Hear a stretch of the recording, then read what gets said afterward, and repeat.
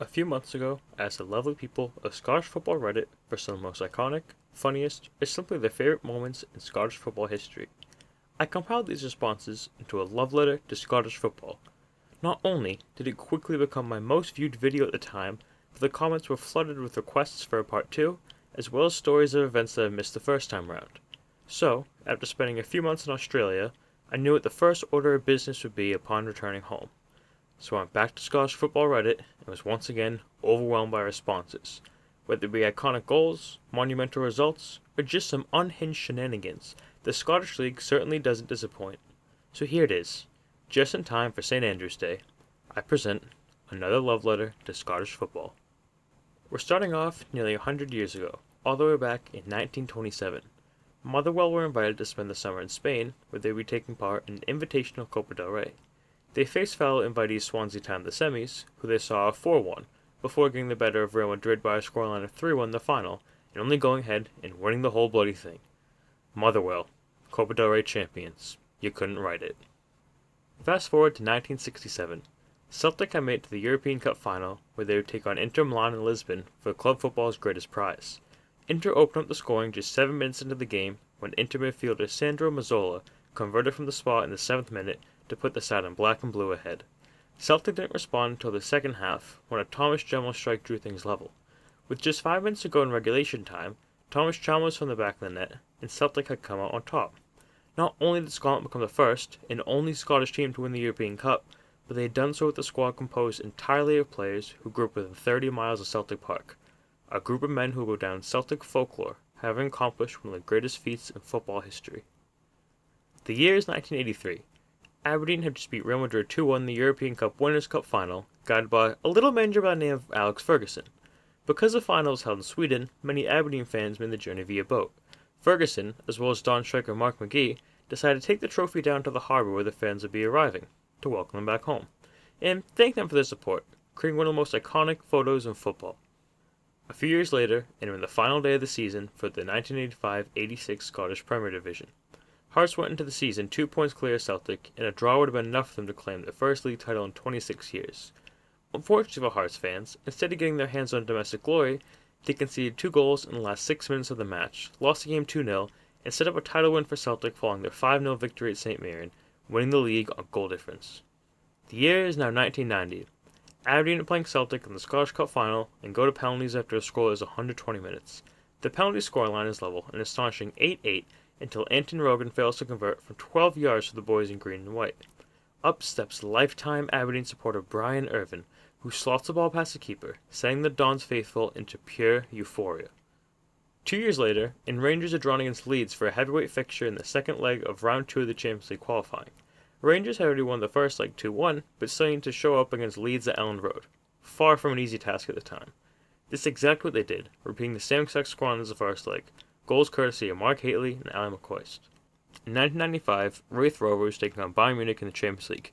They didn't win the match in the end, but we did get this photo from the scoreboard at the Olympus Stadium in Munich, and it's pretty iconic for very obvious reasons. Celtic and Rangers have produced some moments of pure madness over the years, and one of them came when the two sides were going up against each other at Celtic Park in 1998. After a few unsuccessful attempts on goal, the ball fell to Celtic midfielder Paul Lambert outside the D.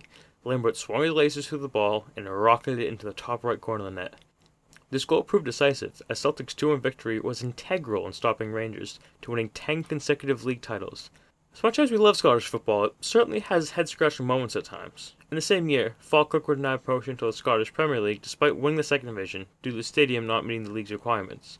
The same thing happened after they won the league in 2003, however they were eventually promoted to the Scottish Premier League in 2006, where they remained for 5 seasons. Fast forward to 2002, and Livingston are hosting Rangers. The score is level at 1-1, and the ball is crossed into Livingston midfielder Stuart Lovell in the middle of the box. Lovell connected on an overhead kick, securing 3 points to Livingston. 3 points that proved decisive, as Livingston's third-place finish was enough to secure qualification for the UEFA Cup qualifying round for the next season. A few weeks later, and Rangers' fortune seemed to improve. Then the Scottish Cup final against Celtic, and were on a scoreline of 2-2. The deadlock was yet to be broken as the end of the match drew closer, and extra time looked to be certain. Rangers midfielder Peter Lovenkrands, who opened the scoring 21st minute, found himself on the receiving end of a high cross on the keeper's near post. The Dane thumped the ball into the ground with his head, that led the ball bouncing past Celtic goalkeeper Robert Douglas, bringing the Scottish Cup back to the blue side of Glasgow. A year later, and Rangers fans found themselves with even more good fortune against Celtic. Both sides were level on points and goal differential going to the final game of the season. Celtic won 4-0 at Kilmarnock, a scoreline that would secure them the league title on most days. However, the final day of the 2003 Scottish Premier League season was not like most days. Rangers bettered Celtic's result with a 6-1 home victory over Dunfermline, meaning they would have won the league by a single goal. It was Rangers' 50th total league title and stopped Celtic from winning 3 consecutive titles. Dunfermline may have been thrashed by Rangers on the final day of the 2003 season, but they had a slightly different narrative a year later. Barry Nicholson scored an incredible solo goal to put Dunfermline into their first Scottish Cup final since 1968, as well as secure European football next season. Scottish football is certainly known to have some tomfoolery at times, and Vladimir Romanov's ownership of Hearts is a perfect embodiment of that. Whether it was trying to sell Tynecastle, which has been Hearts' home ground since 1886, sacking manager George Burley when Hearts were top of the league at the start of the 2005-06 season, replacing Burley with a convicted sex offender, choosing which players to sign by drawing the names from hat, or attempting to sign the entire Lithuanian national team, he certainly had some interesting methods when it came to running a football club. Romanov left the club in 2013 when the club went into administration after being a staggering £15 million in debt, something that was seen by many Hearts fans as a small price to pay to ensure that Romanov never had anything else to do with their football club. I couldn't find any specific information regarding the whereabouts of Romanov these days. The most recent of his activities I could find was a letter sent to the EU Parliament that was signed by 14 countries requesting that appropriate measures are taken against Romanov for one of his recent money laundering schemes. So next time you think that your club's owners are bad, think about what Hearts fans had to put up for 8 years. Unless you support Chelsea, then that's also pretty bad. The year is 2007, and St. Mirren look as if they're certain to face relegation. They were trailing Motherwell by a scoreline of 2-0 and had just 10 minutes to save their season. This is exactly what they did, with 3 goals coming their way in order to guarantee survival. Later that year, Scotland are playing France away from home at Paris's Parc des Princes. The deadlock was yet to be broken by either team, and that was until Scotland forward James McFadden received a long ball 40 yards from the goal. He trapped the ball, turned, and rifled a shot towards the net. The ball eventually nestled itself in the top left corner of the goal, and Scotland saw off the number 4 ranked national team in the world. European success for Aberdeen is a bit of a concurrent theme throughout their history. Another epic installment came in 2008. The Dons hosted Danish champions Copenhagen at Pittodrie Stadium in the group stage of the UEFA Cup, and won the game 4-0. Aberdeen eventually advanced to the knockout stages, where they were defeated by a small club called Bayern Munich. 1 year later, a Rangers defender Kirk Broadfoot is boiling himself up an egg. At the time, he was already sidelined because of foot injury, but when his egg exploded, he was brought to the hospital, adding insult to injury. Broadfoot was able to make a full recovery, as well as cement himself in the folklore of Scottish football. This isn't where the silliness ended for Rangers in 2009. Rangers were playing Falkirk in the Scottish Cup final on a sunny day in Glasgow. It was a bit too sunny for Rangers forward Chris Boyd, who requested an early second-half substitution due to the fact that he was too hot. He was replaced by Nacho Novo, who subsequently scored 20 seconds after coming on. His strike was a lone decisive one, as Rangers eventually won the game 1-0, claiming their 33rd Scottish Cup. That wasn't the last time Nacho Novo caught headlines that year. He was sent off against Aberdeen for a dirty challenge, which led to many jeers from the fans in red. Novo didn't care for this at all, so he decided to moon them as well as slip them off. He was later fined £500 by the Scottish FA, which is a very small price to cement yourself in the Shithousery Hall of Fame. And as of 2009 couldn't have been any better for Rangers, we have one of the greatest fan moments in not only Scottish, but football history. Celtic and Rangers found themselves in the midst of another final day at Tell-Decided, with Celtic needing Dundee to beat Rangers in order to win the league. Prior to the game, Rangers fans coordinated on a secret internet forum that they would all text their Celtic supporting mates that Dundee had scored, and thus making Celtic fans believe they'd won the league. The plan worked perfectly. Roars of joy spread among supporters in green and white. Celtic fans were generally convinced that they had won the league in the late stage of the game, when Dundee had not in fact scored, and rather found themselves on the wrong end of a 3-0 scoreline. Rangers claimed their 52nd league title and stopped Celtic from winning 4 in a row. The prank became known as Operation Tango, which was the name Rangers fans gave it while organising the hoax. Ross County were drawn against Celtic in the semi-finals of the 2010 Scottish Cup. Celtic had 34 Scottish Cup titles to their name, and Ross County had never even appeared in the final once throughout their 81-year-long history. This changed in the 88th minute, when midfielder Martin saw the ball into the back of Celtic's net. Ross County beat Celtic 2-0 against all odds, and were en route to the first ever Scottish Cup final.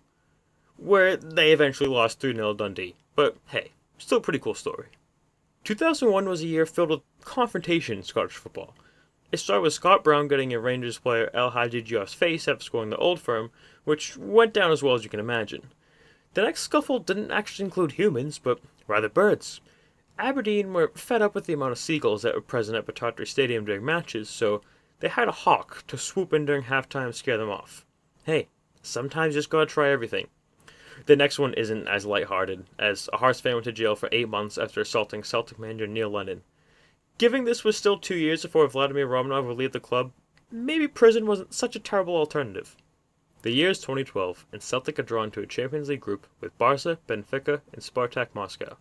They picked up a point from a 0-0 draw with Benfica at home, an additional 3 after being Spartak Moscow 3-2 away from home. A very promising start to their campaign, however, they were yet to face their greatest test of Group G, the mighty FC Barcelona. And we're talking 2012 Barca.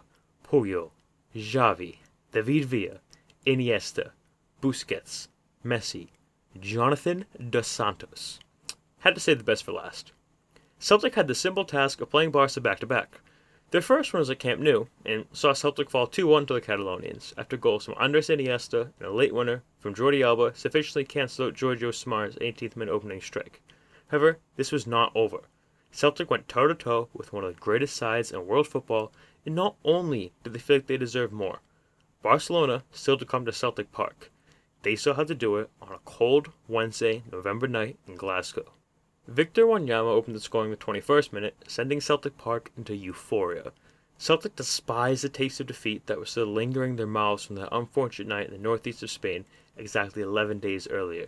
With the intent of making a statement in front of their home fans, Anthony Watt found the back of the net in the 83rd minute, doubling the lead of the home side. The hosts didn't come for the match unscathed, as a stoppage time goal from Lionel Messi brought an extra tension into the Glaswegian air.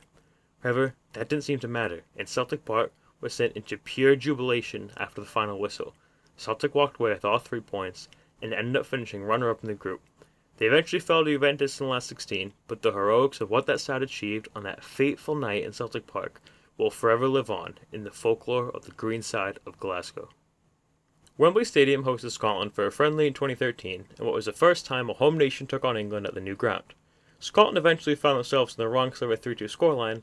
However, that's not what members of the Tartan Army will remember from the match, as their memories are reserved for Kenny Miller's 49th minute strike, which put Scotland up 2-1 at the time.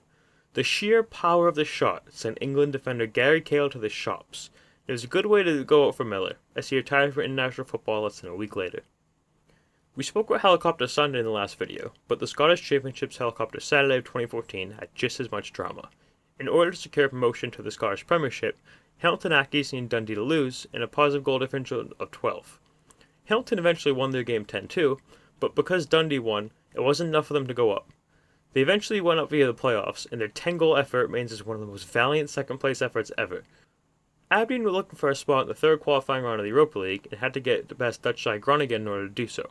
The first leg was a 0-0 draw, and Groningen's captain seemed confident going to the second leg, saying that his side were already 1 foot in the door of the next round.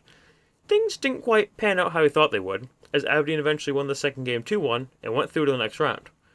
Aberdeen eventually went to Spanish side Real Sociedad in the next round, but they successfully taught Groningen a lesson to never underestimate the mighty Dons. Unless you're Real Sociedad, then I guess you could probably get away with it. Staying on topic of Aberdeen making a statement in Europe, fast forward a year later, and they're hosting Croatian side Rijeka in the second qualifying round of the Europa League. The first leg was a 2-2 draw, and Aberdeen hosted the second leg of Pittodrie. A do-or-die game in Europe is never easy, but the Dons face an extra challenge here, and that would be the fact that Rijeka had been unbeaten in an entire calendar year. That was until they rocked up to the northeast of Scotland, where they fell to a 3-0 defeat after strikes from Andrew Considine, Peter Pala, and Kenny McLean. I guess the moral of the story is not to mess with Aberdeen in the qualifying stage of the Europa League, unless you're Kazakhstani side Kairat, as they saw off Aberdeen on an aggregate score of 3-2 in the next leg. Scotland is a pretty small nation, but it has plenty of football. With that, some of this football has a tendency to overlap off the pitch. One example of this is Dundee United midfielder Paul Payton coming across former Dundee United and Celtic goalkeeper Lukas Shaluka after a night out. He decided to greet him by punching him in the head, and subsequently being fined 4 weeks' wages by Dundee United. What a nice little reunion. The year's 2015, and Inverness have qualified for their first ever Scottish Cup final. Extra time seemed imminent, taking into the later stages of regulation time, but when James Vincent came up with an 86-minute winner, he assured that the Inverness faithful would have a day to remember. We've seen some pretty epic clashes between Celtic and Rangers throughout the years, and perhaps the most iconic was the 2016 Scottish Cup semi-final. The match was held in front of over 50,000 fans at Hampden Park, and Kenny Miller opened the scoring for Rangers in the 16th minute. This lead remained until the 50th minute, when a goal from Eric Sviatchenko leveled things for the boys in green and white. With a 1-1 scoreline on the 90-minute mark, the match was set for extra time. Rangers man Barry McKay wasted a little time getting his team going, with a 96-minute strike putting Rangers back on top. A lead that lasted just 10 minutes as Tom Roderick drew it level for Celtic once more. The tie was eventually decided by penalties, which Rangers won after Roderick's sudden death miss, setting the Aussie to go from hero to zero in a matter of minutes. It was an instant classic of a cup tie and another chapter in the storied history of the greatest rivalry in football. Rangers went on to play Hibs in the final, which was something of a spectacle in itself. Anthony Stokes opened the scoring for Hibs in the 3rd minute, and Rangers didn't respond until a Kenny Miller strike 24 minutes later. Rangers doubled their lead thanks to an Andrew Halliday goal in the 64th minute, and Rangers looked as if they were in the driver's seat to claim the 34th Scottish Cup title. However, Anthony Stokes had other ideas and made it a brace for himself with an 80th minute equaliser. The match remained level, as the verdict of extra time loomed, but David Gray went straight for the throat with his stoppage time winner for Hibs. Hibernian had won their 3rd ever Scottish Cup title and first in 114 years. They had done so in absolutely spectacular fashion. Dundee United were relegated by Dundee in the same year, something that would usually be a beautiful sight for anyone in a blue shirt. However, this wasn't the case for Dundee man Simon Murray, as he grew up a fan of Dundee United. He said that the night left him feeling sick to his stomach, and he was relieved when Dundee United achieved promotion in 2021. Tom Roderick may have had a nightmare of a day in the 2016 Scottish Cup semi-final, but he was determined to turn his fortunes around a year later and on an even bigger stage, the 2017 Scottish Cup final. Celtic were facing Aberdeen, who took a lead early doors with an 11th minute strike from Jonathan Hayes. The lead lasted just 2 minutes, and a goal from Stuart Armstrong drew Celtic level. The deadlock remained secure for the majority of the match, and it looked like extra time was on the cards as the clock ticked past the 90-minute mark. That was until the 2nd minute stoppage time, when Tom Roderick hammered home a late winner. Not only did he secure Celtic's 37th Scottish Cup title, but the win meant that Celtic had secured a historical invincible treble. From a penalty miss in the semis from the year before, to enshrining his name in gold within the halls of Celtic Park. 2017 was admittedly quite an eventful year for Scottish football. Celtic defender Jozo Simonovic did this tackle on Rangers man Kenny Miller in the Old Firm, and reminded us why a Glaswegian derby is a true footballing relic. Scotland were playing England at Hampden in a World Cup qualifier, and were trailing 1-0 in the 87th minute, when Scotland striker Leigh Griffiths lined up to take a free kick. He barred the attempt, and incredibly did the same thing when Scotland won another free kick 3 minutes later, giving Scotland a 2-1 lead in the 90th minute. They would have grabbed a win from the jaws of defeat, until a late Harry Kane winner ensured the points were shared. The match went down as an instant classic, and remains one of the most enthralling chapters in international football's oldest rivalry. Inverness also liked a porn tweet that year on their official Twitter. Wasn't really sure how to smoothly incorporate that one in, but I also didn't want to leave it out. In 2018, Rangers were drawn against Celtic in the semi-finals of the Scottish Cup. They must have backed themselves, as many Rangers fans were seen celebrating upon hearing the news. It didn't quite turn out the way they expected, as Celtic ended up winning the semi-final 4-0 and went on to beat Motherwell in the final, claiming their record 38th Scottish Cup. Life comes at you fast. Fast forward to 2021, and St Johnstone are facing off against Livingston in the Scottish League Cup final. They had only made the final on 2 other occasions, both ending in defeat, and the most recent one being 22 years ago. Sean Roney opened the scoring for St Johnstone at Hampden Park in the 32nd minute, and the side from Perth were able to hold on to the lead for the rest of the match. St Johnstone claimed the Scottish League Cup for the first time in their 137-year history. As much as a high that must have been, St Johnstone weren't done there. They found themselves back in Hampden a few months later for an even bigger prize. This time, they were facing off against Hibernian for the chance at the Scottish Cup. St Johnstone scored the first again, courtesy of another Sean Roney strike in the 32nd minute. Same player, same minute, and ultimately the same result. St Johnstone claimed their 2nd ever Scottish Cup, as well as a historic domestic double. And they did so by having the same player score in the same minute to have the same result at the same stadium. If it ain't broke, don't fix it. Livingston manager Dave Martindale has been the gaffer of his side for the past 4 years. However, it wasn't always tactics that he was supplying. In a 2022 interview, he admitted that he used to be a drug dealer, and made his decision to do so after watching The Sopranos. Good on him for turning things around. Getting into more recent times, I'm focusing on Scotland's Euro 2024 qualifying campaign. Scotland were off to a strong start with a 3-0 win over Cyprus at home, and were set to travel to Malaga to take on eventual Euro 2024 champions, Spain. Scott McTominay wasted no time making a statement, and put Scotland into the lead just 7 minutes into the game. McTominay wasn't done there, and made it a brace for himself in the 51st minute. Spain were unable to respond, and Scotland brought all 3 points back with them from southern Spain. Roger claimed that Scotland wasted time in a post-match interview, and John McGinn's response to the eventual Ballon d'Or winner was nothing short of genius. I did see Roger's comments. We wasted time? Absolutely. If anyone expects us to be head-to-head with Spain in a tiki-taka battle for 90 minutes and come with 3 points, absolutely no chance. We needed a way to beat them. The grass was long, the pitch was sticky. Home advantage. On to this year's events, and Hibs have won a free kick against Rangers. The free kick somehow doesn't hit just one, but 2 Rangers players in the face. In the lower divisions of Scottish football, Central Lowland side Stannismere made history at the end of the season. They finished top of Scottish League 2 over second place Peterhead by a margin of 8 points, and in doing so, claimed their first league title in over 100 years. So, there we have it. Whether it be impressive achievements, iconic moments, or just sheer and outright stupidity, Scottish football really does even have it all.